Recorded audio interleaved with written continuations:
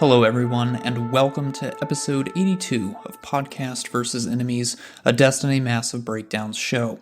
My name is Impetus, and today I'm joined by Court while St. Kabir is at a family event. We are returning to PVE University here in a moment, but before we get into that, Court, what did you do in and out of Destiny 2 last week? Hello Impetus, hope you're well. A little bit of productivity in Destiny last week. Got my Oversoul Edict crafted. It's feeling really good, a lot of fun. Finally good to have an origin trait arc pulse rifle, rapid fire pulse rifle. We also did the Master Crota challenge done. Took a few attempts, but it was a lot of fun. We've got one more to do because we skipped out the first week when it was the shenanigans that were happening during the crafting and all that jazz. So we've got the first encounter to do and then we'll be all done. I think we've still got a few master weapons to get as well. Other than that, got some GMs in. I've only got one more left. I think it is the Lightblade, actually. Yeah, it's the Lightblade that I still need to do. To get another gilded conqueror in. This will be my 10th, which is remarkable to say, 10 seasons of GMs.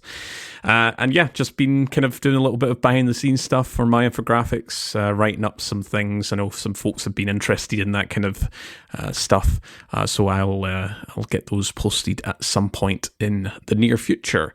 What have you been up to? Yes, we did do the Master Crota. That was it was an alright challenge. I don't think it really is one of those ones where we don't have to play too differently from how you would do it, I guess, on the regular difficulty, just breaking the shield with the swords within 3 seconds of that first sword swing. We did have a very interesting ending. I was dead during the final stand, and then our buddy Shisaw revived me right as the Oversoul timer hit 0 seconds, which ended up where the rest of the fire team wiped, but I did not. And so it was just me and Crota for a few seconds while I finished them off with my trace rifle to get the dub. So very fun there. Guy hits like a truck when you're the only one left alive. Don't recommend it at all, but yeah, we'll see how quickly that finisher glitch gets patched before more people yeet him into the Oversoul for some very fun laughter. Did also craft a Word of Crota. Finally got the final red word for that with Repulsor Brace and Frenzy. And then as a result of completing Master Crota, I did get an Adept Oversoul Edict with Enlightened Action and Volt Shot, which I was almost about to trash because I thought the Enlightened Action icon was the Eddy Current icon. Oh. Yeah.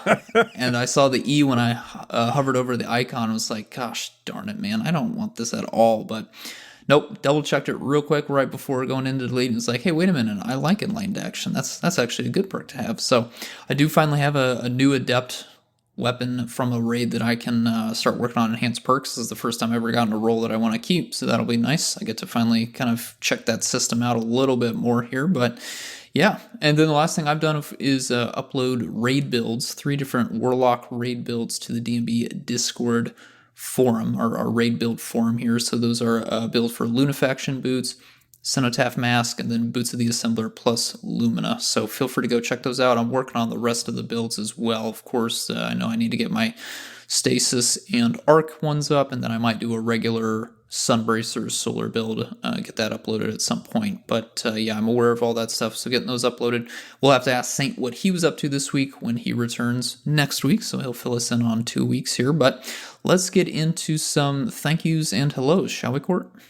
Yes, we've got a few new patrons this week. We have the Puckster, we've got Jazzy, and the Echonaut. And of course, many thanks to our sponsors, A Modern Viking, Askian Monk, Bryce Aroni, Deacon, IMK Rose, Moonlight, and This Moment. Thank you very much. You can send us all kinds of feedback directly to any of our socials or via the DMB Discord server. Positive, critical, and constructive feedback helps with the trajectory of this podcast and how we present the breakdown builds, activities, and much more in the PvE sandbox for all kinds of Destiny players. Of course, this week we'll be talking about another subject for PvE University. So we also want to extend a special thanks and appreciation to everyone that supports PvE PVE, whether that is downloading and listening to our show, discussing it on social media and our Discord server, or supporting us via Patreon. Speaking of Patreon, if you'd like to support the show, please visit DestinyMassiveBreakdowns.com and click on the link to Patreon. You'll get access to members-only channels in Discord, behind-the-scenes previews like episodes, upcoming topics, all that kind of jazz, and input on the future of the show, plus access to our legendary annual merch drop. Yeah, so a little teaser there. What are we discussing this week, Impetus? So we do have a TWID to talk about, the 1012 TWID, with some relevant information regarding our side of the sandbox. We also have kind of I believe this is a surprise. We didn't know the exact timing of this, but Joe Blackburn, the game director for Destiny 2, hopped on the official Destiny 2 Twitch channel and did a little bit of a stream. He answered a few questions, so we'll talk about what he was talking about that morning a few days ago. I can't remember if it was like Thursday morning or what, but it was a good time. Hopped in and watched a little bit of that while I was at work.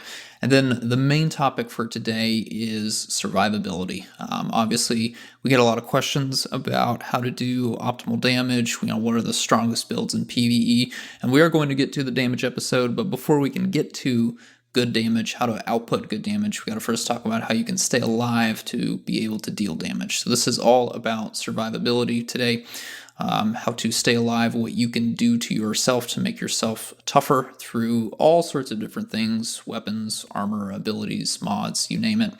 And how to keep yourself alive and tough as nails. Before we get into the TWID, we do want to talk about something. Somebody very kindly, and I should pull up their name here in a second. Actually, Corey, if you could pull up the person that tagged this or brought this to our attention while I'm talking about it, I would appreciate that. Mm-hmm. We do have in the GM rotation this season the Scarlet Keep, and we did do a Scarlet Keep breakdown, but it was way back in the very beginning days, or beginning month, I should say, of the podcast. I think we didn't even have all the 3.0s for the light subclasses at that time. It was, I believe, the last time we covered it was I think when the Witch Queen had just dropped, so we only had Void 3.0, so they were just asking for an update to our builds now that we have everything, and we also have Strand in the game if we have any updates to what we would recommend for the Scarlet Keep GM this season, and we thought we would oblige that person. So I'll start off with some quick weapon recommendations. This won't be a full breakdown, just kind of hitting the highlights here for our three classes and then the relevant weapons. You've got Barrier Knights, Unstoppable Ogres. For your exotics for Barrier Knights, Arbalest and Wishender are going to be really helpful. I think there's 16 Barrier Knights in this GM, so I definitely think that's worth spending an exotic weapon slot on just to deal with them. However you want to go that route, whether it's Wishender or Arbalest, your call, of course. You can use an artifact mod if you want, but again, a lot of Barrier Knights. And there is an arc threat. The Barrier Knights will be dealing arc damage. You probably want to make those a pretty high priority. There's also Unstoppable Ogres, of course. I love Leviathan's Breath for really shutting them down immediately when they do spawn in, because they can be a problem, especially the two in the boss room. Verglock Curve, if you want to lean into the Shatter, that's definitely an option there. Your call. But Court, what are you going to recommend for hunters going into Scarlet Keep this season? Yeah, so it was Big Jerk 82 who I think we've I think it was Justin who alternative name I should say for Big Jerk. I know we've chatted before in the on our server, and yeah, that episode was back in April 2022, so quite a while ago. It's been a minute. This stage. Yeah. Yes, for hunters, so what I was running the last time, I've done a few runs this season. I was using my Arc Shinoba's Vow with Queensbreaker. Again, I'll go into a little bit more detail as to why I'm using Queensbreaker, but the big highlight is you apply blind to any targets when you hit with that Queensbreaker. It doesn't hit hard, even when you do have that Arc Surge up or Linear Fusion Rifle Overcharge or whatever is like buffing a Queensbreaker. It is a utility gun, and when it comes to GMs, I am more focused on utility weapons or utility builds. And again, this is why I would recommend something like Archnoba's Vow, which is more hard-hitting, but I mean, being able to jolt everything on the field is great, and then blinding them with Queensbreaker. Alternatively, I've mentioned this before, Stasis is still great on Hunter with Agar Scepter plus Renewal's Grasp. Renewals we'll talk a little bit more in this the sort of big meat and potatoes section of this episode for obvious reasons with DR and survivability, but Agar Scepter is a great combination here. And then we've got Strand's Suspend builds. All three of these builds, I should say, are on the Destiny Massive Breakdowns Discord server. I've got them listed out into individual elemental kind of mega threads, and there's various like 1, 2, 3, 4 builds within each. So Strand Suspend's not as potent as season 20 and 21. We're in a kind of new sandbox in terms of Strand. We've got a lot more fancier stuff. Again, something that we'll talk about later on when it comes to Titans. But yeah, I think just on the topic of Scarlet Keep, it's one of these weird kind of strikes to kind of recommend builds, because it's not as, it's quite a long strike to begin with. I would say it's pretty boring in terms of other strikes and battlegrounds, and there's just not a lot of ads. Yes, of course there are ads that do hit you quite hard, especially in the final boss, which is why we're kind of recommending stuff that are, it's either survivability based, support based, or it's more potent stuff like Banner of War for Titans. For Hunters, we've got Shinobu's Vow, you've got Queensbreaker for the utility. But yeah, it's a bit of a strange strike now that we've got our full array plus a new sandbox element as well at our disposal. It's not necessarily hard to recommend builds for Scarlet Keep, but it's just a weird strike to go back to. See how far we've come, especially with Scarlet Keep coming from Shadowkeep days. But yeah, for Titans, obviously Saint's not here, but we're gonna just kind of recommend Banner of War. Banner of War, especially in the in that final room, just being able to keep that up. I know he's been rocking it for a lot of the strikes we've been running, the three of us. And it's very helpful, very helpful. But I think it can, especially in GMs, it can be a glass cannon build, because if you lose that banner, then you're in the middle of the action. Goodbye. You're getting absolutely murked by an unstoppable champion. We've also got a note here for Solar Sunspots with Phoenix Cradle or Hallow Fireheart. Again, Phoenix Cradle has some kind of related topics that kind of loop back to our main kind of topic at the end of this episode that we'll talk about in regards to survivability. Any other kind of comments here, Impetus? Yeah, I mean, to your point, it's an old GM, which means it's huge, but all of the enemies spawn in very concentrated clusters, which is why I think Arc and Stasis and Suspend are so dominant here. I really think Arc is, especially just applying, you can apply Jolt to pretty much every single enemy as they spawn into this group. It won't be great for maybe champions necessarily, but it will stop everything else just because of how they group up and appear in the GM. So yeah, I think Arc would be probably a great option for definitely Hunters and Warlocks. Titans don't really need to go into Joel because they can just stay alive, I think, with Strand and Banner of War. Banner of War would probably be really nice just for the elevator section, just having that constant healing being applied as you're dealing with the enemies appearing in the little doors as you ascend. But yeah, I mean, for Warlock, I think Arc with Fallen Sunstar, you don't need to use Cold Heart, but if you really wanted to, you could also rock, say, a Scout Rifle with Unstop in your kinetic slot and be just fine. Alternatively, if you really want to play it safe, Stasis with Osmiomancy Gloves, get some turrets going. That will shut down a lot of enemies too. Be somewhat helpful for that final boss room if you just know to get the Stasis turrets out when, say, the champions show up, because that's where they would really come into play. You could also have some results, but yeah, Strand, Arc really are just going to go ham on the ads, and if you're really efficient, really comfortable with those elements, you'll clean up with no issues whatsoever. Yeah, I think just kind of round things off here, the entire strike, going from when you spawn to the boss room, is fairly easy in comparison to other kind of recent strikes, especially like the reworked strikes that we got with some of the EDZ, and then obviously the battlegrounds. We've been seeing a lot of those. I know. It's a bit of a kind of, you either love them or you hate them when it comes to the battlegrounds. But Scarlet Keep, the elevator section can be a little bit tricky. You can stand in areas where they can't attack you when you're going up there.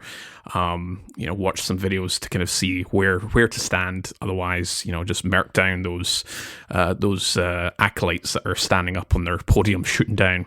But when it comes to the boss fight, that is where it gets quite hairy, because it is quite a smaller play space, and I would say a third of it has an open death fall area where if you get booted off there, which you can from Hashladoon, or if you're just anything that kind of blasts you away like the unstoppable ogres, that can be a bit hairy. So that section, it's why we're kind of recommending these type of builds. It's primarily due to this, the boss fight.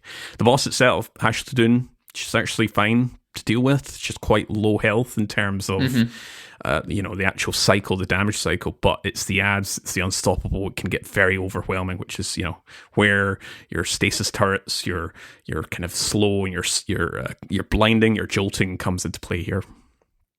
Absolutely. All right, let's get into our TWID and then the stream here. I'll take the TWID if you want to take Joe Blackburn's stream here, Court. We've got Festival of the Lost was the main topic here from the TWID. That is coming next week. This week. The time that you're listening to it, it will last for 3 weeks. And there are some changes and additions. Of course, we're still going to be doing the Haunted Lost Sectors, but we're getting Legended difficulty Haunted Lost Sectors. Thoughts and feelings TBD from the three of us on that, but there's also going to be new focusable engrams, and for a complete breakdown, you'll need to see the article for what you can get from the engrams, but we will have 4 Festival of the Lost weapons to acquire. The newly minted Stasis auto rifle Horror Story used to be kinetic, now it's been changed to elements here. The Solar Jurassic Green Pulse Rifle, the Arc Mashaber or Mechabra or Mechab Sniper Rifle, and then the new weapon this year is the Void, a Cosmic Grenade Launcher. Again, you can look at these weapons right now in D2 Foundry or Light.gg, but we, of course, are going to wait until they're actually obtainable to break them down. So we will be covering these weapons next episode, as well as our thoughts on the Legend Haunted Lost Sectors. We are also getting, probably the biggest shock of all, we're getting a new memento for the Festival of the Lost of all things. It is all black. It looks quite nice. Again, there's a photo of it in the TWID, but yes, I'm sure that will be very enjoyable for me to get 1 to 3 of these and then have to wait until next year. Well, I'm not going to be playing next year, but wait until the next Festival of the Lost to get another memento. Very, very surprising addition, but that's another thing we could look forward to is a weapon memento to apply to all of our crafted weapons. That's Festival of the Lost. That's the TWID. What was Joe talking about on the stream, Court? Yeah, it was, like you said at the start of the episode, it was a very interesting stream. I don't know what I was expecting when I started watching this. I think everyone in the community was kind of wondering, is the Twitch chat going to be toxic to all hell, or is it going to be really like harshly moderated? But I think everyone was on their best behavior. Yeah, there were still little bits here and there, but that's, come to expect that with any stream, especially in the Destiny kind of sphere. So we've got some highlights here. I think there are various kind of like notes that have been put up, whether it's been on Reddit or Twitter. I'm not entirely sure if the VOD has went up. Do you know if a VOD's went up? I have not seen it. I looked this morning actually on Twitch. Didn't see anything, so I don't know if one will ever come out or not. Yeah, obviously with this being more of a kind of casual thing, I'm not sure if they're going to make it too professionalized, I suppose. But anyway, so we've got some highlights here, kind of 4 main topics that we want to talk about. So stasis is obviously the big thing. That was one of the first questions that was asked here. So they are focusing on tuning before introducing any more kind of new fragments. Don't expect any new aspects in the near future. I think they just want to tinker with the current sandbox, which is fair enough. To be honest, we've got 4 aspects for each class, which is the same as Strand, but and until Lightfall, it's one more than some of the light-based subclasses. So yeah, I don't think we need new aspects. I think we're fine for fragments, to be honest. But yeah, some tinkering to the sandbox is always great. And just as a reminder, if you've can't remember if you've been kind of dreaming about this, but yeah, Season 23 will have stasis updates to the existing sandbox, plus an emphasis on the stasis modifiers in the artifact. Over on Strand, they were talking about Weavewalk and Banner of War.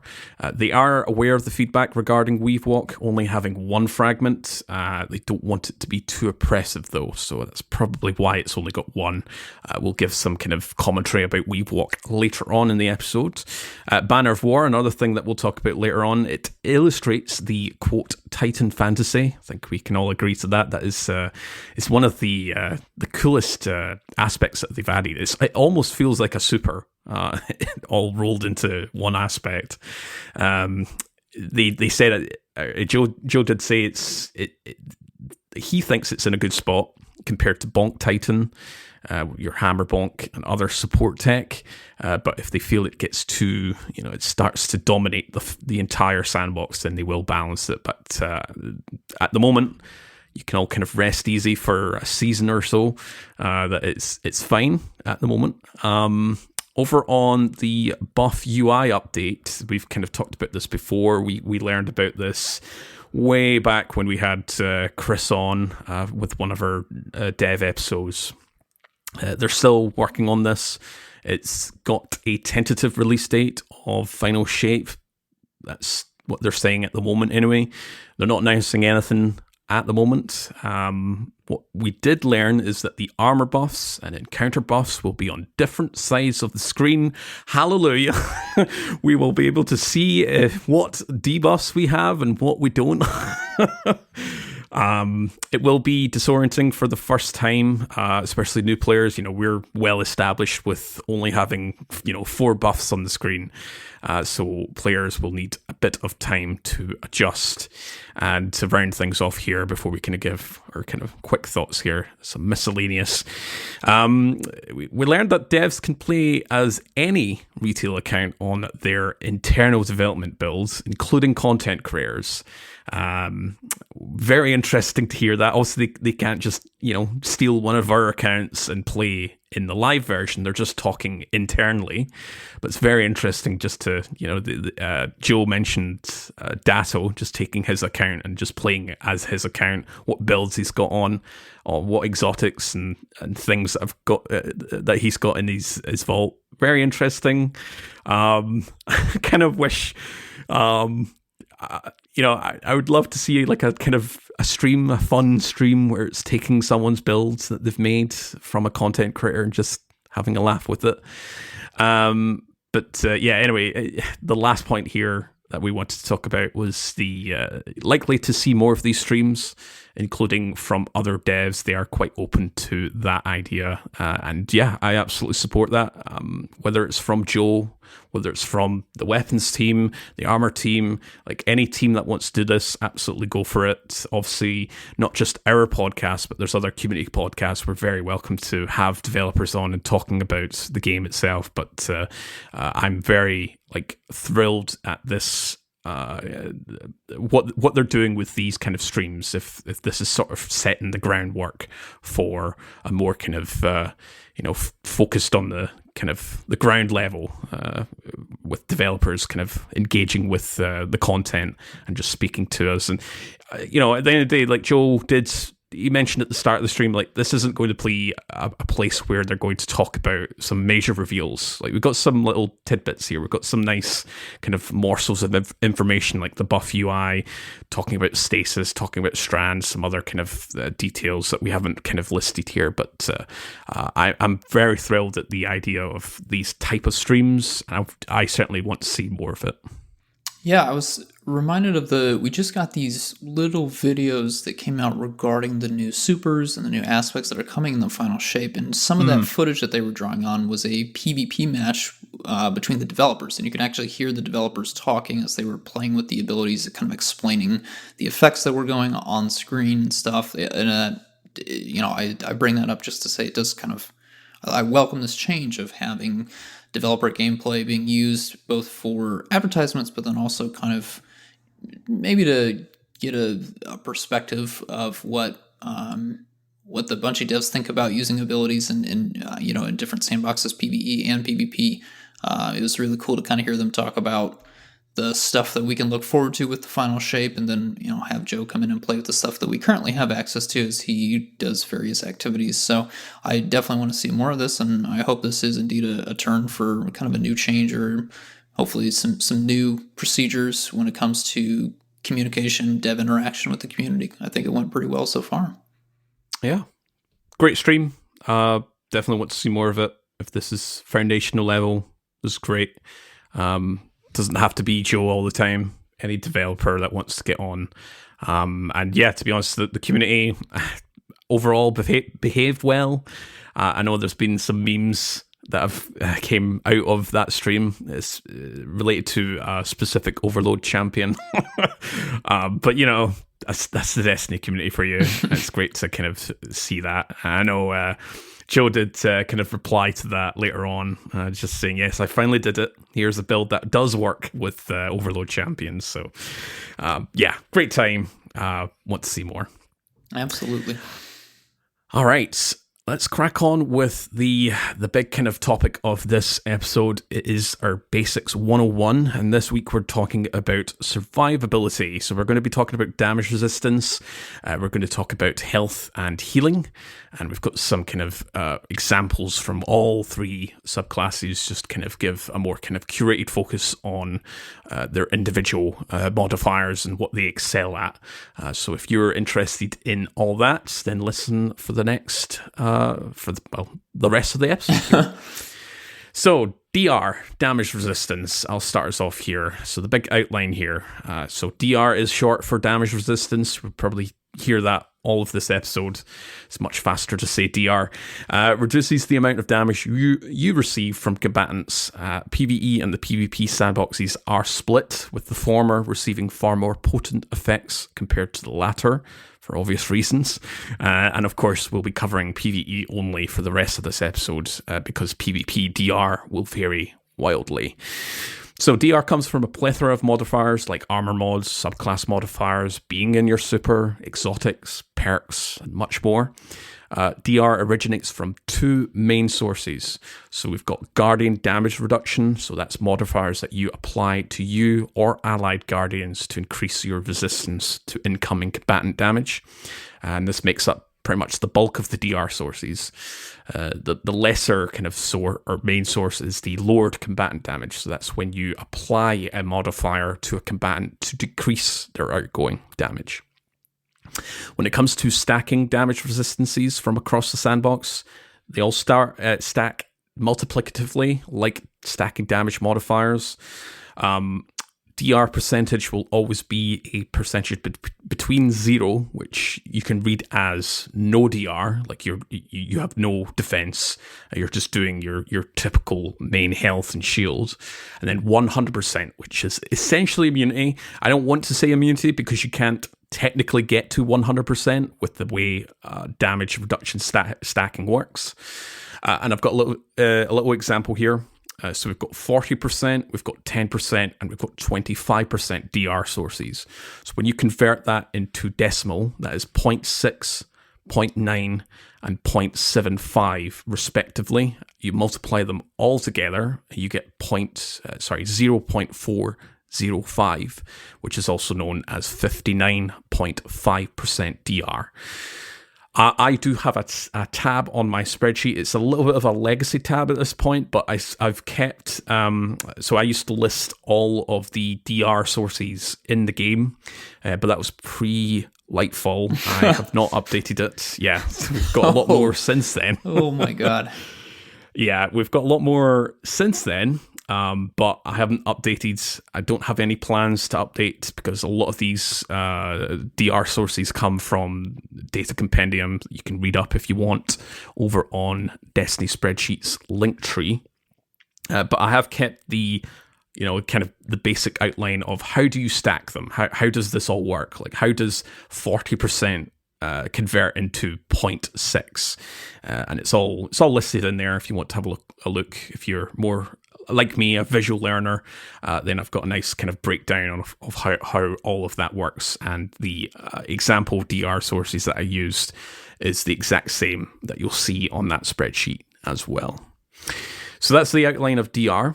We've got resilience stat, which is what dictates a number of character buffs and modifiers like flinch resist, Titan barricade cooldown, and much more. But we're strictly just focusing on DR in this segment against combatants. So the higher your resilience tier is, the higher the DR percentage is.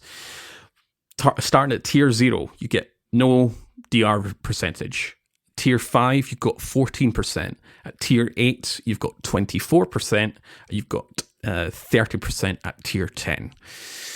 So, this used to be a little bit different. It used to be 40% a few seasons ago, but it's been reduced down. Impetus, you want to take this next segment about armor mods? Yes. So some armor mods do provide DR, depending on matching the element of the damage and then the range of where that damage originated from. These are also chest mods, if you want to follow along in-game or in dim or some other place. So we do have, of course, the elemental resistances. That does reduce your matching element damage. So, for example, arc resist for incoming arc element damage. You have the sniper resist. This reduces damage from over 29 meters in game. You have the melee resist, which reduces damage from under 5 meters. And then you have concussive dampener, which reduces area of effect damage. Think boss stomps, blast, or explosive damage. So again, those can get people tripped up there. Sniper, melee are not based on the weapon or the fist. It is the range of where the damage comes from, and that's over 29 for sniper and under 5 meters for melee. You can stack these mods if you have the available energy space on your chest piece, and when you stack the same mod with itself, it does have reduced gains, but the number does go up. 1 copy of this mod will provide 15% DR, 2 copies of that mod provide 25%, and 3 copies provide 35%. Stacking different types of your armor mods will instead be multiplicative. For example, if I have 2 arc mods and 1 sniper resist, 2 arc mods give me 25%, 1 sniper is going to be 15%. That will equal out to a total of 36.25% DR, but that DR is split over arc and sniper resistance. We're going to be throwing around a lot of numbers here. We'll try and go nice and slow here, but that is the gist of your armor mods here.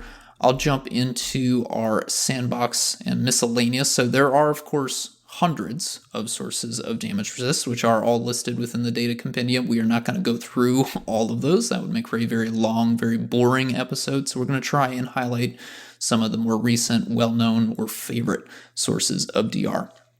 We're going to go through some of the elements first here. On arc, the speed booster effect while you are running provides 15% damage resistance.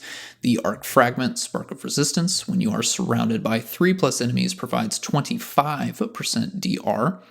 Over on Void, the Void Overshield provides 50% DR. Same for the Stasis Overshield, that's 50% DR. Additionally, the Stasis Fragment Whisper of Chains, when you are standing near a frozen combatant or a friendly, that's a stasis crystal that's generated by you, you get 40% DR, 40. Over on Strand, the well-known one, Woven Mail, that is 55% DR.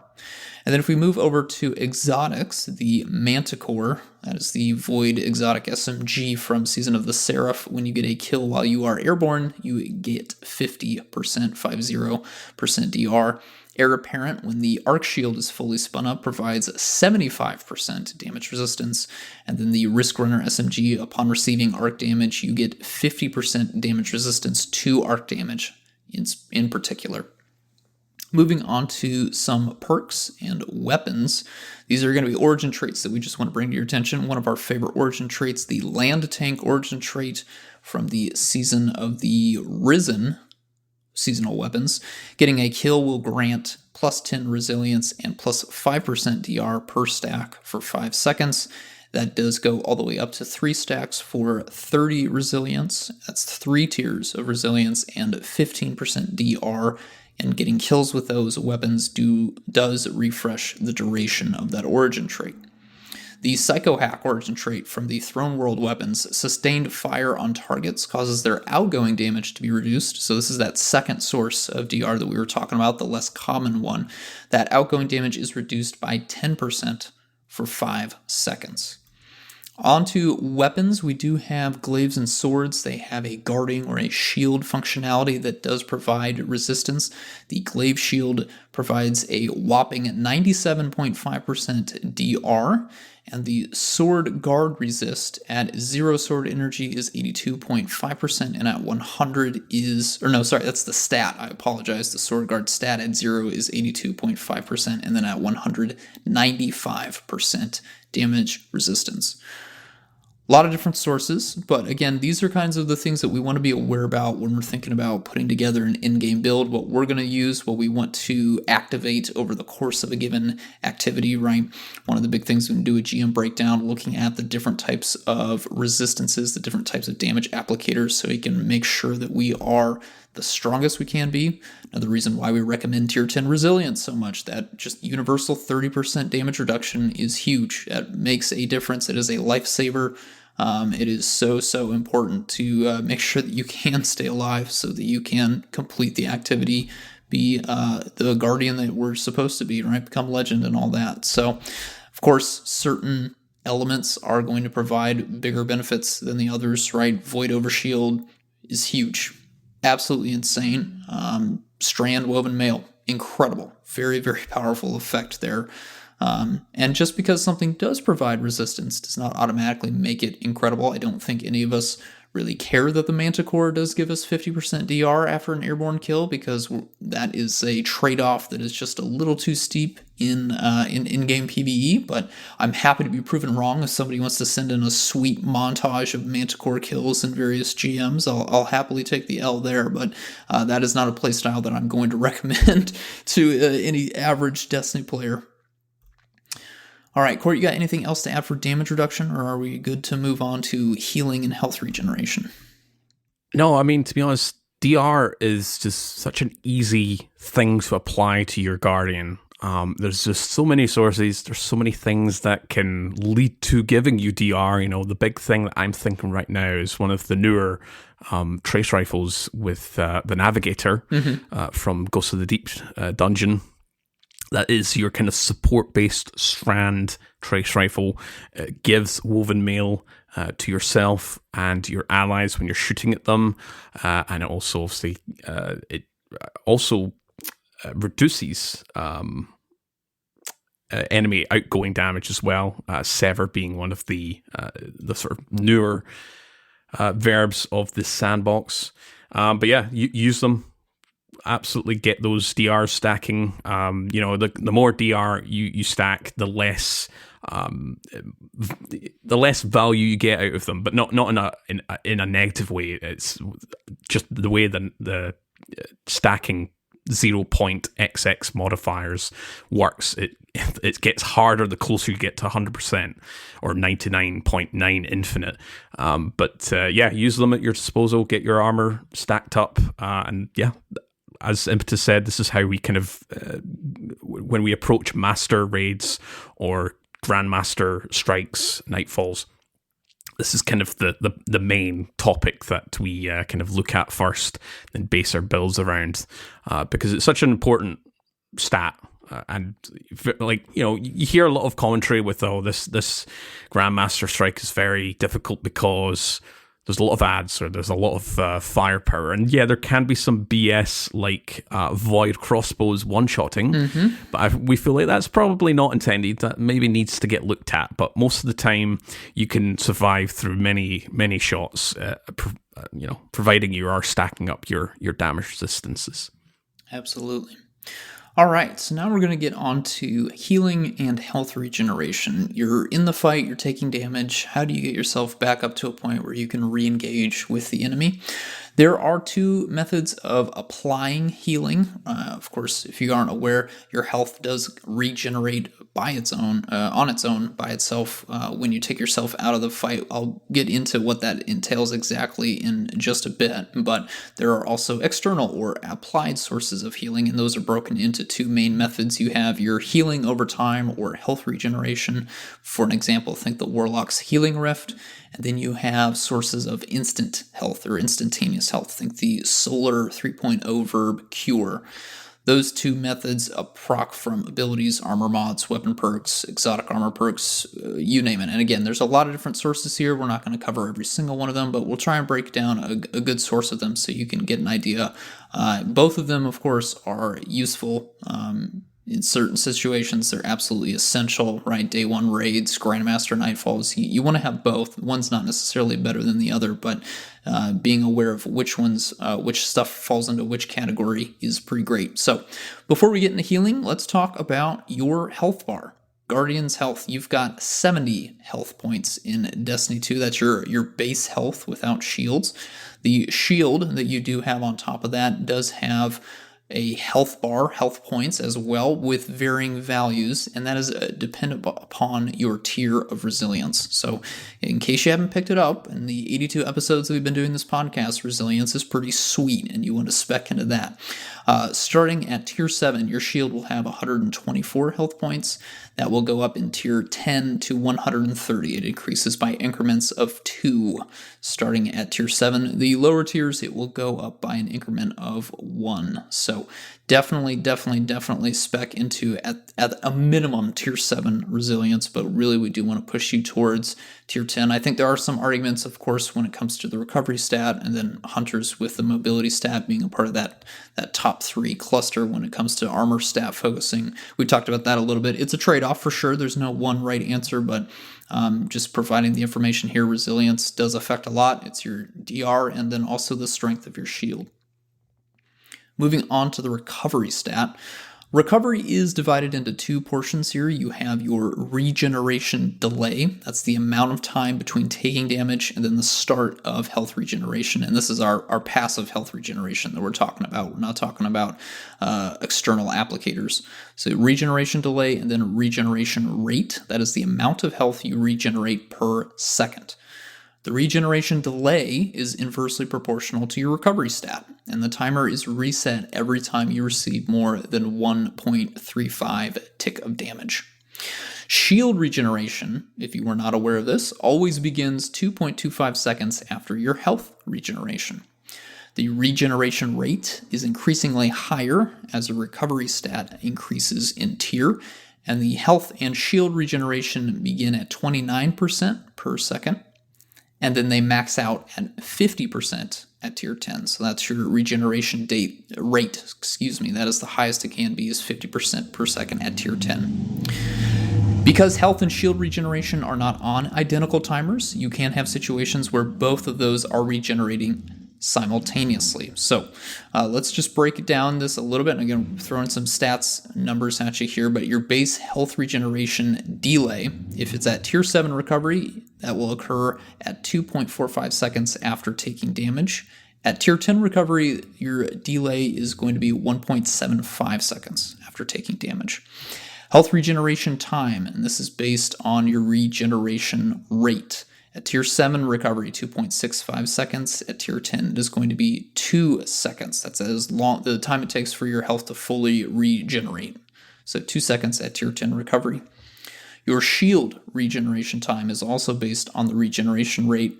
At tier 7, that is 2.7 seconds. And then at tier 10 recovery, 2 seconds. So at tier 10, both your shield and your health regeneration times are 2 seconds each. That means your total regeneration time to fully recover everything, if you were at tier 7 recovery, would be a total of 7.4 seconds. And then at tier 10 recovery, 6 seconds flat. Now, in the endgame, these values are helpful, but often not enough to keep you alive in an encounter. Dropping below tier 7 recovery will definitely put you at a disadvantage should you run out of external healing applicators, but again, the main trade-off here, one of our biggest criticisms, sometimes it's better for the total armor stat package to focus on things like resilience, discipline, and strength, if you can create consistent sources of healing. So we're going to get into what some of those sources of healing look like, just bringing that to your attention. Again, we've divided this up into your healing over time sources and then the instant health sources here. You want to be aware of these things when you're debating how many tiers should you invest into things like resilience, discipline, recovery, and strength, or in the case of hunters, mobility, trying to figure out how you can get that perfect build. And this is stuff that Court Saint and myself all debate whenever we're putting together our builds for any activity that we like to do, Grandmasters, dungeons, raids, all that stuff. We have to make trade-offs somewhere. And so it's useful to know what's worth trading off for a benefit. So I'll pass you back to Court here to talk about some healing over time sources. Yeah, so for abilities, obviously Warlock is the big kind of the big healer class, if you want. They obviously have Healing Rift as their class ability.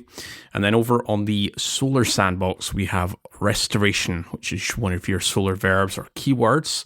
It stacks up to 2, so at times 1 stacks of Restoration. That's 40 HP per second recovery, and at times 2, it's 65 HP per second. Over in the armor mods, we have on our legs, Better Already. So when you pick up an Orb of Power, it begins... your health begins to heal over time.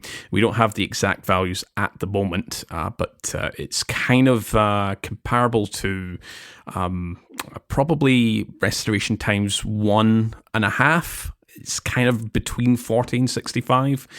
Over on the exotic armor, Hunters don't actually have anything that kind of gives you healing over time. Technically speaking, you could say Graviton Forfeit. I was going to mention that a little bit later, but that gives you plus 100 recovery when you are invisible. So that does play into, you could potentially really tank your recovery stat and play into other stats and just utilize Graviton Forfeit for recovery, but it's not quite the same as, say, Restoration. Obviously, as Impetus has been defining there, it affects your base health regen delay, your health regen time, shield regen time, and total regen time. But it's not, strictly speaking, a healing over time. Over on Titans, we obviously have Lorelei Splendor. That was a bit of a menace last year during the year of Witch Queen for both sandboxes, but especially PvP. That improves your restoration. You've got no backup plans. You've also got Insurmountable Skull Fort. For Warlocks, we have... obviously, all Rift-based exotics, technically provide healing over time, except for Secant Filaments and Starfire Protocol. Special shout out to the Stag and Boots of the Assembler. We also have Karstein Armlets, which is that 30 HP for 8 seconds after a melee kill. This is kind of like the version 0 of Restoration, because I can remember using that quite often during year 1 and 2 of Destiny 2. Quite potent thing. Over on the instant health, so this is where you just get that instant bump of health immediately. You've obviously got, back in the Solar Sandbox, you've got Solar Verb or keyword Cure, 60 HP per stack. Devour on the Void Sandbox fully restores your health on activation, on buff refresh, and on kill while buff is active. Devour is such a potent verb. We've had it for the game. We've had it in this game for a long, long time. Obviously, it's a mainstay in the sandbox. The Void Sandbox, and we'll talk about some kind of individual builds related to Warlocks. But Devour is.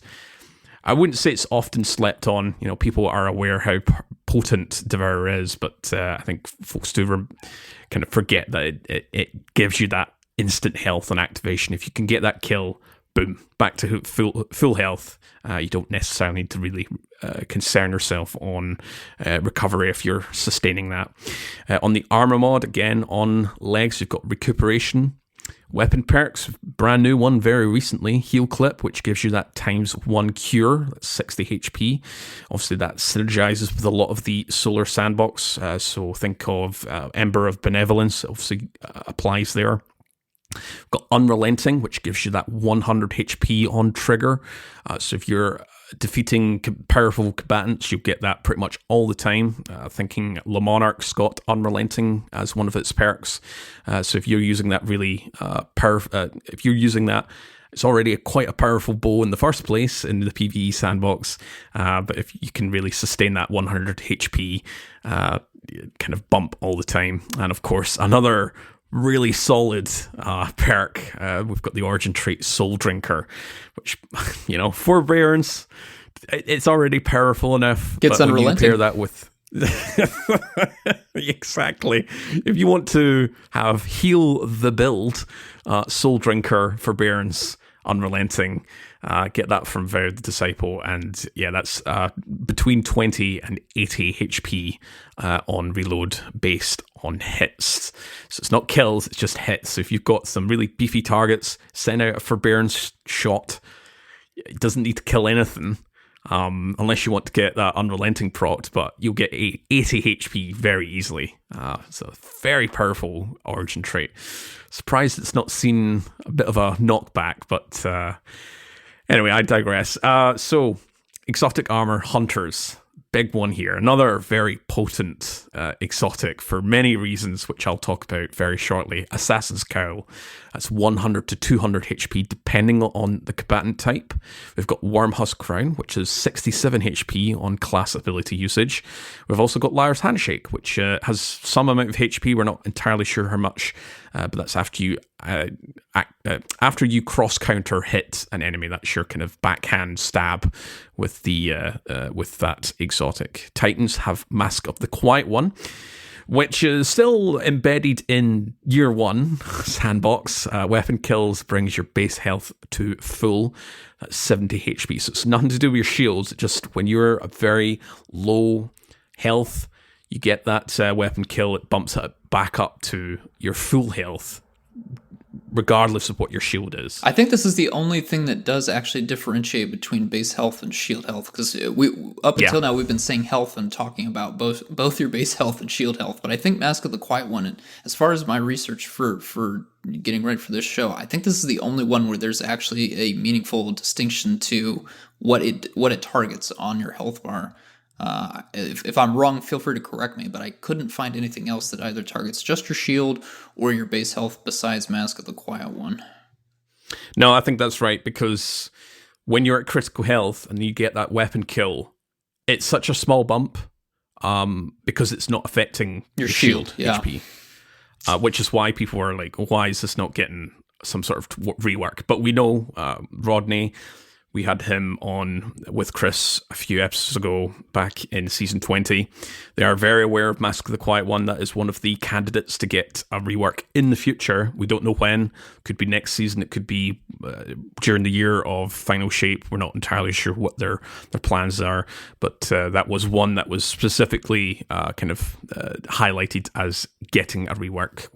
Not sure how they're going to change that. They could make it into more of a kind of Devour-based builds, or plays into the Void sandbox, or plays into a specific keyword, but we're not entirely sure. Mm-hmm. Over the Warlocks, we've got Apotheosis Veil, full health on supercasts. We've got Boots of the Assembler, that's 75 HP on Noble Seeker proc, and of course we've got Karnstein Armlets once again, which gives you that plus 50 HP on melee kills. So Karnstein Armlets, it's not used a lot now. It's in a different sandbox, much like Mask of the Quiet One, but it's pretty potent if you're not playing into, say, a Void-based build with Devour. All right, so the next section here, we're going to give kind of more curated examples of how each class excels at an individual modifier, at something more of a kind of curated build towards here's the thing that you can do as said build. So I'll kick us off with Hunters, and I'll do a little bit of the Titans. I'll pass it back to Impetus here. So over in the neutral game for Hunters, we've got Mothkeeper's Wraps. That's obviously one of our most recent exotics. Replaces any of your elemental grenade. You can be on any class with its own custom cooldown that's 73 seconds, and can be used aggressively or as a support exotic for applying void overshields. So that's your loyal moths. If you shoot them near a teammate it'll turn into a little void moth, and it'll shoot straight to them, and it'll give them the void overshield. Obviously, it has some great synergy when paired with X-Dirus. So that's your kind of really, if you're not interested in a specific element, this is your neutral kind of game here. If you're wanting more of a support-based hunter, say maybe non-solar hunter, you can send out those healing grenades, and then you've got your moths applying void overshields. This would be a great kind of build. Start your skills kind of similar to Apotheosis Veil with Warlock. Start your skills at 4 times overcharge. When you cast your super, it grants a 100 HP overshield. This is just a standard overshield. There's no synergy with void or stasis overshields or woven mail. It's one of the few examples of it granting a overshield in your super. So a little kind of down the rabbit hole in terms of how overshields work. A lot of the things that apply void or overshields or stasis overshields do not apply to current active supers, or when you get into a super, when you cast your super, you normally lose that overshield. But this is the kind of exception to the rule where on cast of your super, you get that 100 HP overshield. So Starter Skills has got its own kind of, mini sandbox to itself.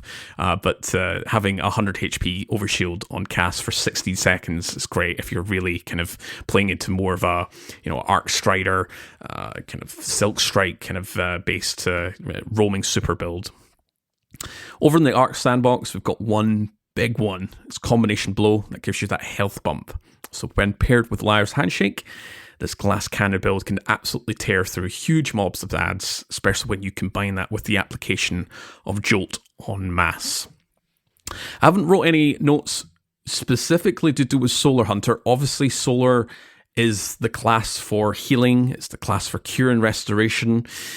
Hunters don't necessarily have anything that's curated or specific to their builds. So, forgive me, I'm not going to list anything for them, but obviously there's lots of things at your disposal within the sandbox for Solar. On the Void side, however, well, Invis. It's the hunter's go-to for simple and easy survivability. So we haven't really talked about Invis here. It's not a healing. It's nothing to do with healing. But survivability is, it's got many branches, and invisibility is one of them. Obviously, all three classes can get Void and Viz, but Void Hunters have just the easiest. They've got 3 aspects dedicated to becoming and exploiting invisibility, and just plenty of miscellaneous modifiers like Fragments, Obscurity. You get Invis from Finisher. You've got Persistence for longer lasting. You've got exotics like Omnioculus. When being made invisible by an Omni user, you and your allies get 50% DR. Graviton Forfeit, as I've already mentioned. Longer lasting Invis, which can be stacked on top of Persistence, and also sets your recovery to 100 while invisible. And I've already talked about Assassin's Cowl as well, being that health bump plus Invis. There's a lot of things going on with that Assassin's Cowl. But yeah, invisibility, it's the big kind of side topic when it comes to survivability. When you go Invis, pretty simple. Ads stopped attacking you. And that applies to every invisibility. I think in the last time we did survivability episode, it was still during the time of there was 2 variants of invis. One would be what we see just now, but the other one would be bosses and shriekers and cyclopses would still attack you. That's no longer the case. Every type of invisibility source is the first one. When you go invis, or you cast your allies in invis, everything will stop attacking you. They'll start maybe attacking your last known position, and maybe in a future episode we'll talk about how invis technically works, because I've made a big kind of breakdown post for that as well, which is on my spreadsheet. But long story short, going invis get you out of a really kind of sticky situation, or to get you into a sticky situation is one of the best kind of modifiers when it comes to survivability, when it's not related to DR or health. Over on the Stasis sandbox, I've already mentioned this, but we've got Renewal Grasps for Dustfield Grenades. Enemies deal 50%, 50%, less damage while inside that dust field grenade. And obviously they start getting slowed and they can get frozen. And then you and allies have 25% DR while inside that dust field grenade as well, which you can stack on top of Whisper of Chains as well. Over on Strand, just kind of side note, Certarachne's Facade, you get that free woven mail on Grapple. Obviously, woven mail's pretty easy to get on Strand. You just pick up an Orb of Power, which you can obviously synergize with the leg mods like Recuperation and Better Already. But you can get your Strand woven mail really easily, just picking up an Orb of Power. But if you're not playing into that, you don't have that fragment on, Certarachnes is your best friend, especially for hunters who are grappling a lot. Just getting a free woven mail on cast. I kind of initially, when this came out, I kind of scoffed at Certarachnes a little bit, but I've been using it a little bit more. I've kind of dropped using warding, which, you know, it's such a powerful fragment, wondering why I've done that, but I think I prefer the other fragments to utilize, and then just using the whole kind of on grappling, getting that free woven mail to kind of fill up the void of warding. For Titans, I'll do the neutral stuff here. We have Strongholds, which is one of the arm exotics. So if you're into swords, this is the exotic for you. While blocking, 50% DR and gain stacks of Perfect Guard up to 100 stacks. Perfect Guard grants 2 times restoration. That's 2 stacks of restoration for some duration, depending on the stacks that you have of Perfect Guard. So at 4 seconds, at 1 stack of Perfect Guard, you'll get 4, and at 100 stacks of Perfect Guard, you'll get 16 seconds of times 2 restoration. It's quite a... I need to use this more. I'm writing out this script with Stronghold. I was like, is it really this powerful? But yes, it really is. And of course, the sword energy also doesn't decay from blocking damage or holding guard. So you've essentially got infinite guard. So again, you're really pushed into using swords. But if you're a Titan, you like using swords, here you go. Restoration on a non-solar class. Next up, we've got Precious Guards. So on reviving an ally or being revived, grants you and your allies within 50 meters a 100 HP overshield. Again, it's a standard one, it's not a void, for 10 seconds. And on scoring a subclass matching weapon kill, it restores 60 HP to you and your allies within 50 meters, which has a 3-second built-in cooldown. So I have used Precious Scars a little bit, maybe not recently, but in past sandboxes, and it has some potential. Obviously, this is still a pre-subclass 3.0 exotic, but if you're playing, I think this has got more kind of utility in PvP anyway, but if you're playing in PvE, having that kind of subclass matching weapon kill, synergizing it with all your weapon surges, this does have some kind of potential as a kind of a non-banner of war exotic here. Classic One-Eyed Mask here. Killing highlighted enemy grants a 95 HP overshield for 6 seconds. And finally for the Titans, for at least their neutral game, we've got Crest of Alpha Lupi, which generates a healing pulse on barricade placement, which instantly heals the user and allies within 12 meters. All right, I'm going to pass you over to Impetus, who's going to start off with Arc. Oh yes, Arc Titans, everybody's favorite subclass. So for health regeneration, you do have the Juggernaut aspect for the overshield, Knockout, of course, for beginning health regeneration, and then you could pair that with an insurmountable Sculpt Fort exotic armor, where the powered arc melee kill grants melee energy back, plus it begins health regeneration. Very potent combination, and totally fair and balanced in PvP, but that's not what we're talking about today. And then moving over to Solar, we do have Cure applicators here. Your Throwing Hammer grants 1 stack of Cure when picked up after dealing damage. Big reason why we talk about the Bonk build is this interaction right here. Combination of a hard-hitting ranged melee plus constant Cure.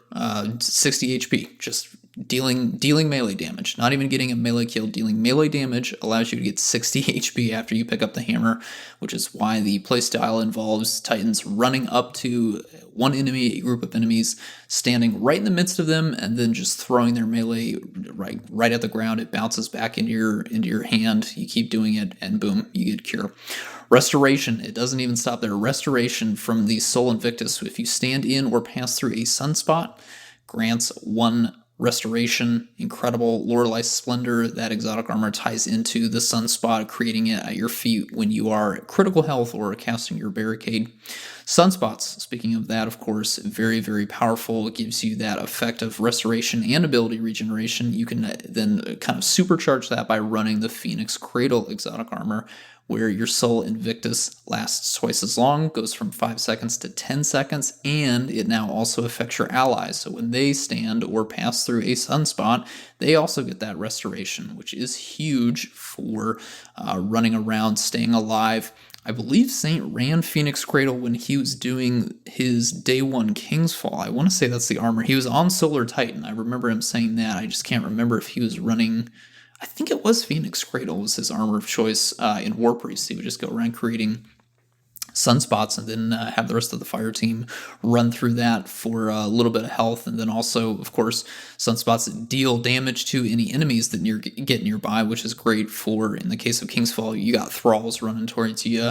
You can just go stand in there, get some health back. The thralls run up to come swipe at you, and then they burn to death, which is, just fantastic. Really kind of lets you have a breather while you're getting your health back from sunspots. And then, of course, after enough seconds pass, you then get that passive health regeneration kicking in as well. Over on Void, it gets even better, doesn't it?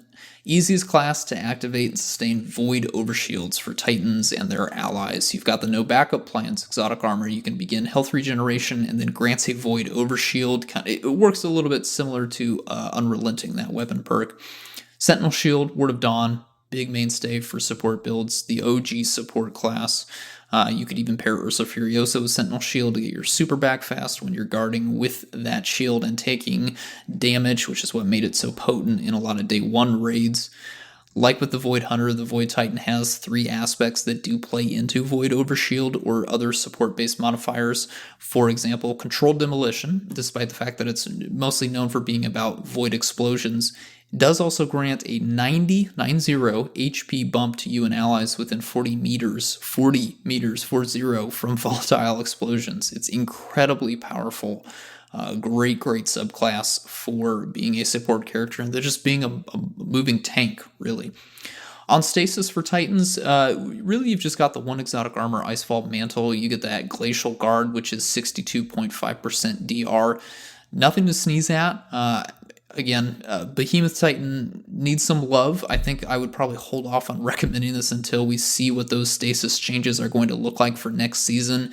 There is not a whole lot to love about Stasis Titan right now. And definitely, Icefall Mantle is great, but I don't think that really tips the scales for anyone. I don't think Saint would even recommend that specific armor piece, just given the current state. But, our tune may change next season after Stasis gets a little bit more love.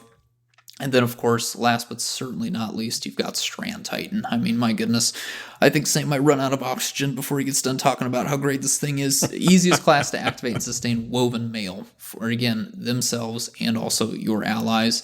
And then, as we've just been talking about earlier, Banner of War being the big thing for aggressive support builds, getting health, just being a monster, dealing great melee damage, being able to get up to enemies without running solar and having to actively plan around healing. Just lets you tank a lot of damage here. I think Solar Titan's probably it's known for dealing damage to get health regeneration, whereas Strand Titan is all about dealing damage to just get damage reduction. Again, both are excellent, right? It's all about the kind of content. Sometimes you maybe need a little bit more health and healing, like a Day 1 raid. Other times, in a master raid, a GM, Strand is great for just getting up in the thick of things and then tanking a bunch of damage so that your other 2 fire team members can do something, deal more damage, stun champions, pop a super, right? It all depends, but there's a lot of great options on the Titan class for just surviving. They are survivors. All right, let's move over to Warlock here.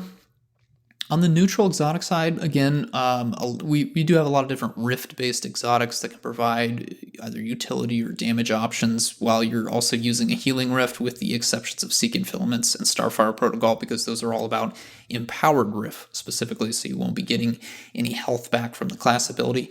Do want to give a big shout out to the Stag. Being inside the Stag Rift for you and your allies does provide 25% DR. That is neutral. Run that on any subclass. That can be quite nice.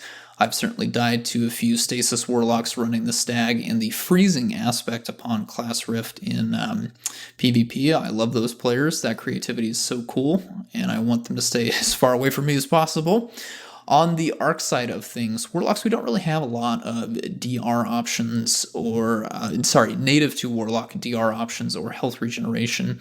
On the arc, I don't really think of that class as being excelling in that option. I think where we come in as a support class for Arc is in the Arc Souls, which provide benefits to our teammates in just pointing out damage and generating grenade ability energy there, and of course spawning ionic traces. But again, none of that is tied to survivability necessarily, so don't have a whole lot there to talk about Arc.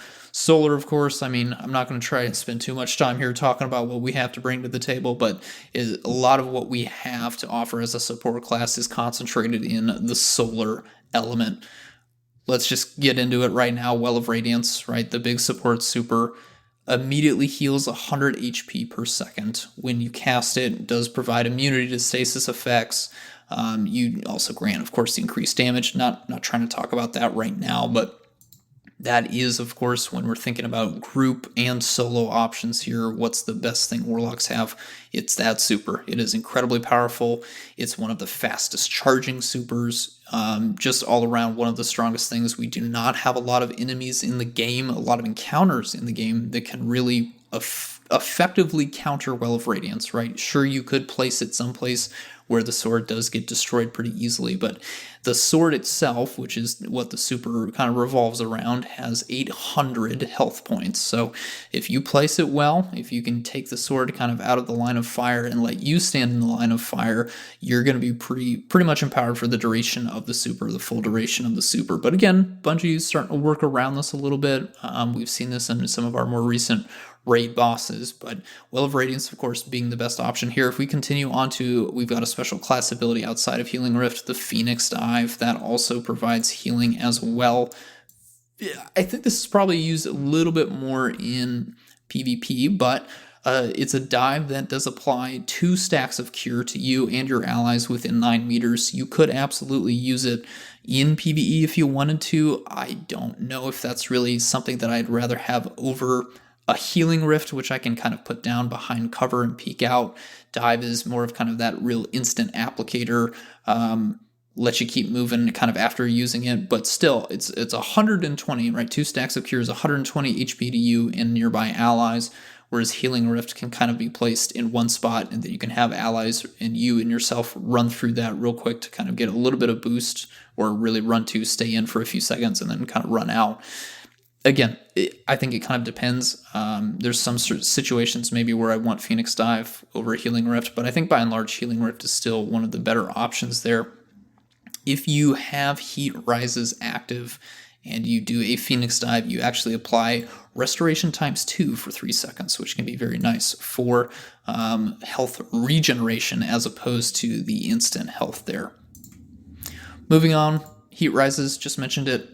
One of the more interesting ones, again, kind of tough to talk about in the PvE side of the sandbox, how effective that is, but it is worth pointing out for the health applications, because there is certainly a lot going on there. When you consume a grenade, and this is any grenade other than a healing grenade, but I'll get to that, activating Heat Rises for 15 seconds, and it releases a burst of Cure ×2, 120 HP, healing you and your allies within 9 meters. That's the same effect as Phoenix Dive, same range as Phoenix Dive.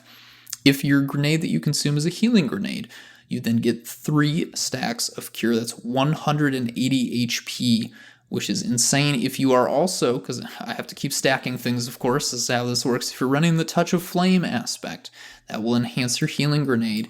If you consume an enhanced healing grenade, you also get Restoration ×1 for 4 seconds on top of the 3 stacks of Cure. So again, heat rises, consuming that enhanced healing grenade, you're going to be pretty much back at full health. That can be nice if that's what you want to do, as opposed to, say, keeping the healing grenade kind of in your back pocket for when you're running around doing an activity, or you see a fire team member going to go do something that might be particularly treacherous, throwing that healing grenade at them.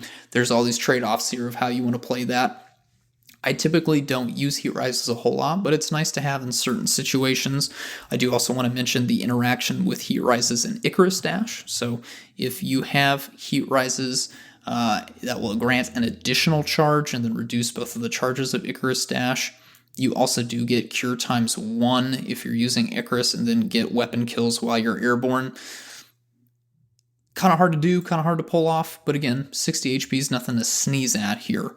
Last thing I'll touch about is the Touch of Flame aspect. That's, of course, turning your healing grenade into an enhanced healing grenade. That's 2 stacks of cure and 2 stacks of restoration for 4 seconds when you cast that, not consuming it when you just cast it normally.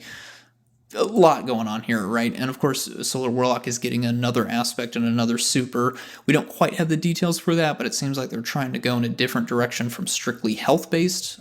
So, for example, the Hellion aspect, the Solar Soul, seems to be applying more damage, kind of solar and ignition, maybe even radiant, but we don't know that. Seems to be that direction. And then, of course, the Song of Flame super. Doesn't seem like there's anything there for health-related stuff. Again, we've only had really gameplay to go off of and then just descriptions.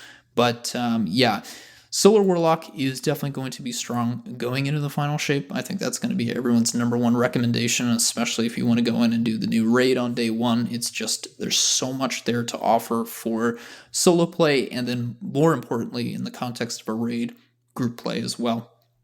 I do want to bring up Void Warlock. We are the easiest class to activate Devour. We have a whole aspect around that, right? Any ability kill, Void ability kill, grants Devour from the Feed the Void aspect. We do also have on top of that a very strong exotic armor, Controverse Hold. While you are charging your Void Grenade, you do get an additional 20% damage reduction.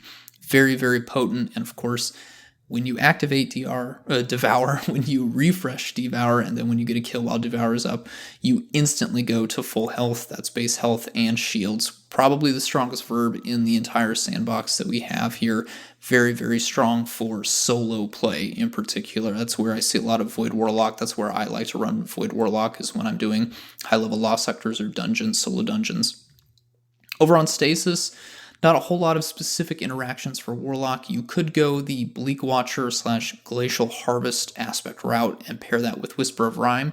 So you use your turrets to generate stasis shards, and then when you get those stasis shards to pick up, Whisper of Rime will turn those into a little bit of health and a potential overshield if you're already at full health. But if you're in an encounter where there are too many enemies, and I'm saying this because I'm thinking of the Battleground GM that Court and Saint and myself did 2 weeks ago, those turrets cannot keep up, and that also means that the stasis shards cannot keep up. So that, I think it's probably a bit stronger in older encounters where you don't have quite as many enemies, or the enemy waves are spaced out a little bit more there, so you have time to go pick up those stasis shards to get to a stasis overshield.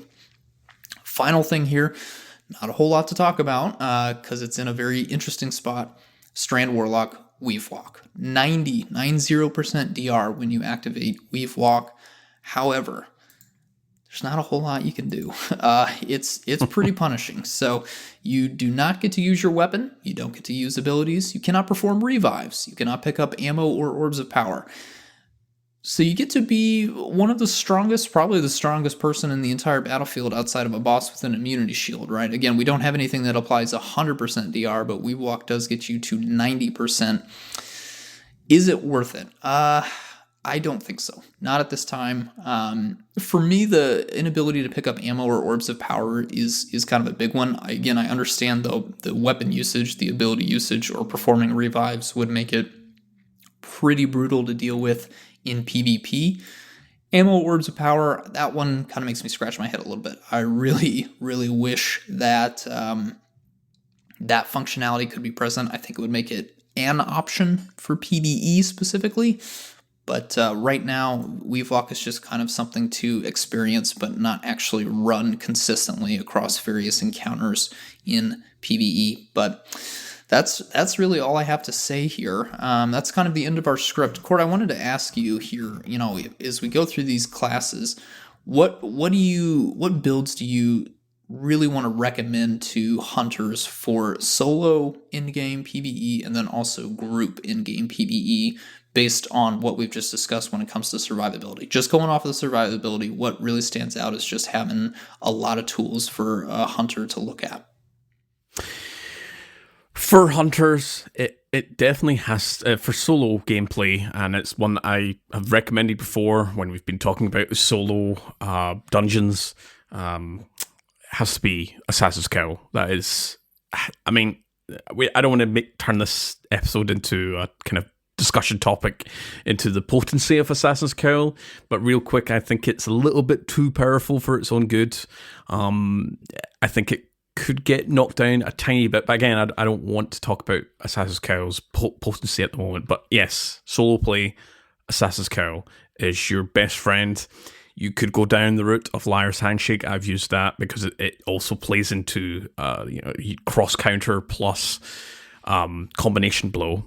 So Arc Hunter is definitely the glass cannon build, but boy, like that cannon do be firing when you get it rolling, and yeah, that glass do be shattering if you can't keep that sustained. So solo play is that's your choice, but when it comes to group play, kind of you've got quite a lot of options here because it really depends on the group play. So if we were playing GMs, say the three of us were all in our respective class, I don't tend to use it, but I would certainly use something like Trapper's Ambush and something like Omnioculus to get, Impetus and Saint invis, myself invis, so we can kind of traverse the arena, calling out where can we go. Let's set up here, right? 3, 2, 1, invis, go. That's your big kind of mainstay when it comes to kind of those type of builds. When it comes to raids, it's a little bit different because I tend to go down the route of kind of more like burst damage, burst supers. I'm not really doing any support-based builds. I'm using my Star Eaters plus Gathering Storm and just slaying out. But in terms of like group play, I could recommend for others. It's a bit. We don't really have anything that's too like curated towards that playstyle. I suppose, yeah, invis again, but like you're not really necessarily making people invis while you're damaging the boss. I'm thinking of like Rulk. Like invis doesn't really apply there because he's going to attack someone somehow. It's more thinking like if I was going down that route, maybe suggest something like Renewal's Grasp with Dust Field Grenade. Depends on how Stasis feels after the sort of mini overhauls that we're receiving next season. But it's a bit tricky. When it comes to like master content, when it comes to like day one raids, the one thing I wanted to bring up was there's a lot of things that we haven't really mentioned. And that's not because they're not powerful, they're not useful, because they absolutely can be useful. I'm thinking like Crimson. Like people use Crimson day one raids because of that heal. Like you get that. It begins health regen. It gives you some health bump as well. We've obviously not mentioned Crimson or Lament or Touch of Malice or stuff that you might not see in daily routine. But you absolutely will in day one content and master content. In fact, during the RU challenge, I'm not sure someone on a raid, I'm not sure if it was yourself or someone else. I don't think it was you because you were doing the divinity stuff, but someone definitely said, I'm going to use Crimson. Mm-hmm. And it was just like, yeah, absolutely, go for it. Because there's a lot of ads, there's a lot of things happening. You might as well get a health bump.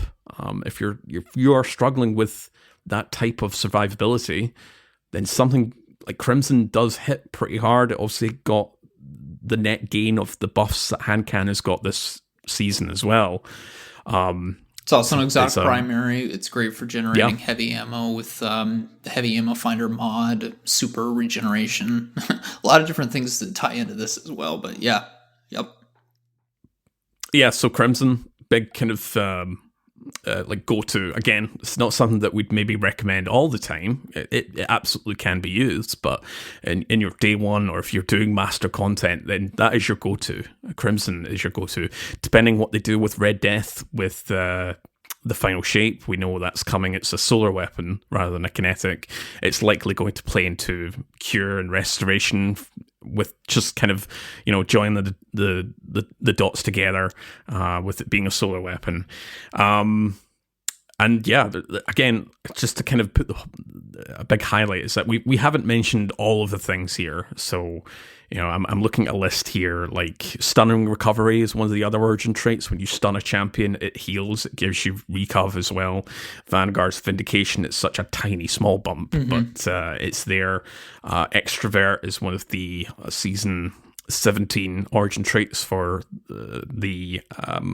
for those weapons. It kind of works like Unrelenting. It gives you that heal. It's not a health regen, though. Whisper of Rending, collecting stasis shards gives you that health bump, and then you can also get the stasis overshield. There's a lot of options, but yeah, to answer your kind of over kind of arching point here, for hunters, I think it's a little bit different when it comes to like six person activities. They're maybe not necessarily going down the route of something that's going to benefit either themselves or the other players, just because you may want to go down the route of glass cannon builds or kind of a support build like Orpheus Rig with Tether, something like that. What about yourself, Impetus? Obviously, Warlocks are, it's the go-to class when it comes to healing. Like, Well of Radiance is still a huge priority for a lot of raids.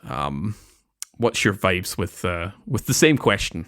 Yeah, I'll start with solo because I think everyone knows where we're going with what we bring for group activities. But excuse me, Void Warlock is very powerful, right? Devoured is not something that you can easily share with other players, which is why it's such a big priority to try and get something, either an aspect or a fragment, that can give you Devour if you're not on Warlock and you don't have access to the Feed the Void aspect. But Devour is insane, right? Instantly going to full health when you get a kill while Devour's up, or refreshing the timer for Devour, or simply activating the timer for Devour.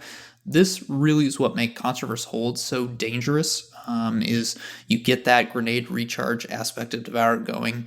You then get that charging effect from Controverse to empower that grenade, and then you throw out your grenade. Again, I always recommend Vortex because of the effects. It's just so strong. It's really great to capture a lot of minor enemies right in that vacuum effect that it just got. And then, of course, you get all those kills. Devour immediately starts getting refreshed. It's so potent. It's so incredibly strong. And again, when you're by yourself, you don't have anyone else you have to worry about taking your kills. That's where Devour really shines. I think in a raid context, again, I don't normally recommend Void Warlock, especially when we have Solar Warlock, and then of course our Void Supers aren't great for damage.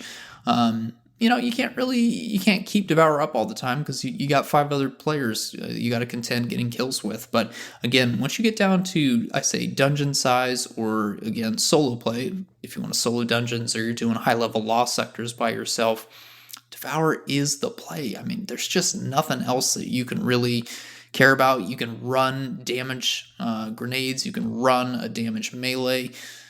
You just need Devour and you're good to go. You're getting more grenades, you're being more lethal, and you're also getting a bunch of health. You don't even really have to worry about your healing a rift. You could go empowering rift if you wanted to on Void Warlock. I'm not quite sure why, but again, you don't need that healing class ability because Devour is going to keep you sustained as long as you're getting kills. For group play, it's Solar, and it's going to be Solar going into the final shape. We're getting a new Solar Super. Bungie's obviously going to push us towards running Song of Flame. I don't know quite what that's going to look like. We don't have a lot of details on the specifics. We have a general idea of what Song of Flame does. We've got gameplay footage to look at, but Solar Warlock will be the play, right? There's some question of whether or not Well of Radiance is going to get tuned anymore. I'm sure that's going to be a controversial topic should it happen, but I don't think we need to worry about the kit for Solar Warlock because we're getting those enhancements in the same way that we don't need to worry about the kit for, say, Void Titan or Arc Hunter, because those are also getting some adjustments in the final shape in terms of additions. So that will absolutely be the play there. Healing Grenade, especially with Touch of Flame, is making it enhanced, is so great. Running that to a teammate that's in trouble there, very, very strong. I think a really great strategy, to use a recent example, of course, if you're trying to get that Master Crota challenge and you're a Solar Warlock who's not one of the people trying to bring down the shield with the sword, as those three folks go in to bring down the shield, throw out that enhanced healing grenade can really, really help keep them alive in case Crota decides to do that slam attack as they're trying to bring his shields down, right? Great example. There's plenty of other examples from other dungeons, but again, it's just far and away what is expected of Warlocks. You really don't have anything to compete with it, right? If you're not running Solar Warlock whenever you're trying to do a raid boss fight, the rest of the fire team is wondering what on earth you're doing there, because you should be running Well of Radiance. There's so many different, the vast majority of encounters are kind of built around the expectation that you can sit in a well and just kill the boss. We don't really have a lot of enemies that challenge us. Ralk, walks around, but you can still stay in the well, of course. Ralk might come up and kick the sword, but you don't have to worry about that too much. Nezarec, you can absolutely stand in a well. He's just going to jump around a whole lot. Maybe he comes down and does that suppressing attack. As you're casting well, you could get suppressed out of the super, but you know how to look for that specific attack. Crota's probably the most dangerous one, but as we've kind of seen, you just simply stack wells. Have half the fire team run well, and you're good to go, and that's how you beat Crota. So it'll be interesting to see what the final shape witness boss or any other bosses how they deal with well. But for now, and for of course all of our existing raids and for many of the dungeon fights as well, Warlocks just run solar, man. Just bring a well. Titans. And what about what are we gonna do Titans here? Well, I think we've been kind of hyping up all this episode, and Saint has the last couple of episodes, but Banner of War is certainly it's joining the kind of Well of Radiance bubble kind of sandbox in a big way, and which is why I think there's maybe a few kind of comments from, sentiments from the community wondering, is this going to get knocked back? And I'm absolutely thrilled that Titans have another kind of something that's it's ingrained in their fantasy, as Joe said, but it's not something similar. Like, Titans have always had that kind of, it's a new super. What is it? It's another color variant of Striker, Fists of Havoc. But we've got something brand new tech, it seems like a super in of itself. So yeah, Banner War, obviously the big highlight. But, Word of Dawn, Banner Shield, they're still powerful. Obviously, Bubble is a big thing in PvP right now, but it still is in PvE. It still has its place. Being able to, you can increase the HP of said Bubble with the resilience stat. That's another kind of addition to resilience stat is the Void Titan spawning that Bubble can increase its HP against bosses by a substantial amount, just having a high resilience. And in a lot of content, Bubbles can have its place. Like if you just want somewhere to hide, somewhere just to kind of take a little breather and then go back out into the fray, Bubble's still in the place. It doesn't have the same potency. I think Saint would agree it's not as potent now. It's got the same damage buff that you get from Well of Radiance. I think Well of Radiance obviously has a lot more potency compared to Bubble. But I still think it's got a place in the sandbox. But again, I think my big highlight is of course the Banner of War. That's just taking a lot of the sandbox, which is great.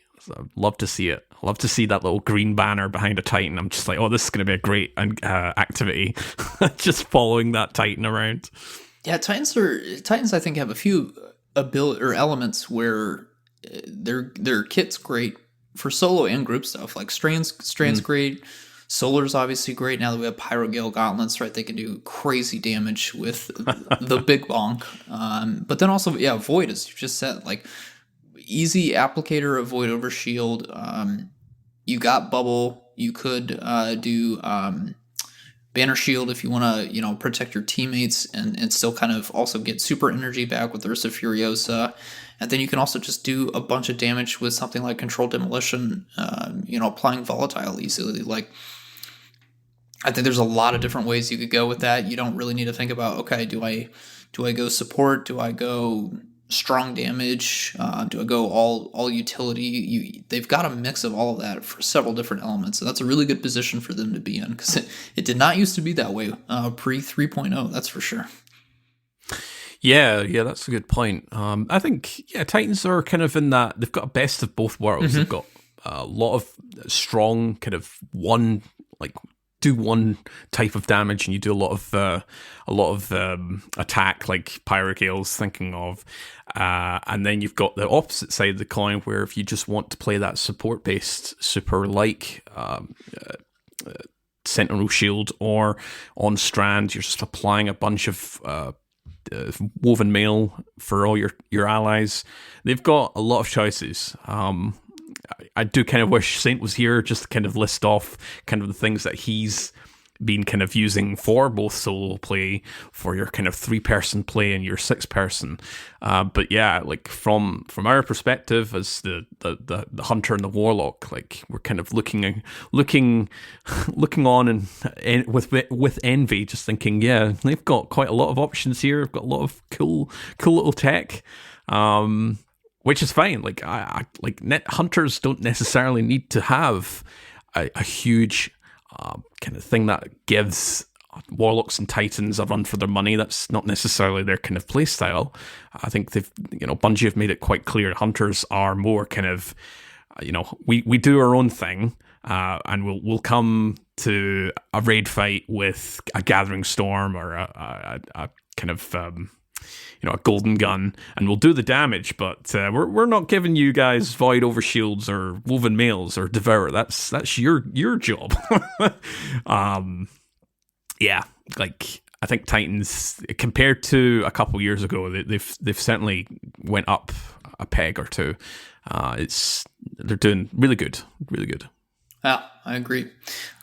All right, I think that wraps up everything for episode 82. Do you have any final closing thoughts there, Court, about survivability in PvE? Really, like we've listed probably the tip of the iceberg when it comes to examples in terms of builds. There's tons of builds out there. There's tons of modifiers, tons of mods, exotic armor, perks.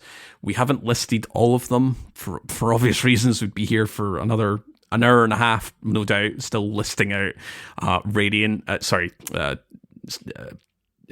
cure and restoration verbs and how all that synergizes. Yeah. So that's probably not the best time utilized. But no, get like if you're interested in really stacking your healing or your DR buffs together, get a little list, get a little notepad out, have a little look at what can be stacked and kind of within one sandbox for any of the subclasses. And especially if you're going for like solo type content, use those things. Like use Assassin's Cowl, use like Karnstein armlets. I have used that in the past. If you're not basing your builds into kind of devour based for warlock, use your exotic armor and your weapons at your disposal. But yeah, there's tons of things out there. We have barely scratched the surface when it comes to survivability, but I think we've given a nice kind of outline in terms of how it all works. I think the one big one that we just can't cover is the artifact. artifact mods Oh add yeah, in a yeah. bunch of different things that really can take something that we haven't talked about in this episode and suddenly make it incredibly strong. Maybe to a point where it then gets nerfed almost immediately or it's adjusted back down. But yeah, that's kind of one of those things where we can't talk about it, but there's going to be some interactions. That's why we always try to break down the artifact mod each and every season to talk about some weird interactions that are happening, stuff that we want to put on your radar. But yeah, if you're still lost, if you're still not quite sure, take a look at our builds that we post in the D&B Discord. Put them on. We part of that format that we have for builds is gameplay loops. We have primary gameplay loop and secondary. Follow those just to kind of get a sense of what we're doing, why we're doing those actions in that sequence, see what happens, what effects you have on enemies, and then also what effects you put on yourself by going through those gameplay loops, because we've tried to make it very deliberate when we make the build into what makes something so strong, why we recommend the build. And then just go, hop into some strikes, go do some regular lost sectors. Once you get kind of the flow of things down, then start doing, low-level nightfalls, do maybe a legend lost sector, hop into a dungeon or a raid just to kind of see how that fares when the enemies start hitting a little bit harder, and you really will feel the effects of something like Woven Mail or Devour or Cure and Restoration. And of course, if you do have questions, feel free to reach out to us. Of course, you can leave comments under each of the builds in the Discord under the forum section there. We've also got the PVE discussion channel. Feel free to reach out to us, ask us questions, DM us why we recommend some things over that. A bunch of the patrons always do this all the time. It's totally fine. We're happy to talk about the game. That's why we have the podcast here. And next week we're going to be breaking down the Festival of the Lost Weapons. There's only 4 of them. We'll make sure we give Saint plenty of time to kind of share his thoughts on Titan as well when he's back with us. But I think just 2 quick highlights that I wanted to make. The big one was, so I mentioned GM.report last episode. It shows our builds in there, so you can search for us, Court, Impetus, and then Saint, Space, Kabir. We're on that. We're not always playing GMs together. We've got a kind of, we play with a bunch of Destiny Massive Breakdowns patrons or our own clan mates and all that. But if you want to have a look at what builds we've been running for Grandmasters specifically, go on there, you click on one of our kind of recent activities. I'm looking at the Heist Battleground Moon that we did last week that we mentioned. And it gives you a nice breakdown of how many kills we did, what weapons we were using, what build we were using. Obviously, that's the most important one. It does say here that it may be a little bit off just when it's extracting the data from the game to put on the API. But yeah, that's a good kind of resource to take if you're very interested into what specifically we're running. Just looking at Saints Berserker Axiom War Rig Sweet Business build, which is but yeah, the other kind of highlight I wanted to make was a lot of the builds we do run are quite advanced, but the builds that we make are more kind of ingrained. They're more kind of foundational, which is, I mentioned the whole kind of chess mod where I dropped some of the resist mods as one of the big kind of DR sources. And I start using something like reserves because, I've got something else that can offset the chess mods. I've got Devour, I've got, the Navigator producing Woven Mail, all that kind of jazz. So, yeah, those are the sort of 2 highlights I wanted to make there. GM.report, and start off very, very conservative when it comes to DR and health. But then you can sort of start dropping some of those kind of, I don't really need this resist mod. I can then enhance my weapons. I can get more ammo for pickups. That's the sort of kind of play style I like to kind of consider when it comes to any type of content. Absolutely. Great points. Okay, that does wrap up episode 82. Thank you so much for listening. We also want to shout out our audio engineer, Autodidaktos, for his continued work behind the scenes. Next week, Festival of the Lost Weapons plus Sankabir's recommendations and thoughts on Titan and survivability. As always, my name is Impetus. You can find me by that name in Destiny and in Discord in the DMB Discord server. Feel free to reach out, ask me questions about Warlock stuff, my thoughts on exotic armors, abilities, kits, all that fun stuff. Court, where can our listeners find you? Yeah, my name's Court. You can find me over on Twitter or other social media websites as Court Projects, same as on the Destiny Massive Breakdowns Discord server as Court Projects. You can find my spreadsheets and infographics over on Destiny Spreadsheets Linktree, and other applications from the Destiny community to enhance your Destiny experience is over there as well. And yeah, same with Impetus, you can reach out to me. I know I haven't posted any kind of solo-based builds, but if you want to get any kind of information, I do have a few builds that I keep just in the background. I haven't posted on the server, but if you're interested in for hunters, for those kind of solo-style builds, hit me up. And yeah, we'll see you on the next episode.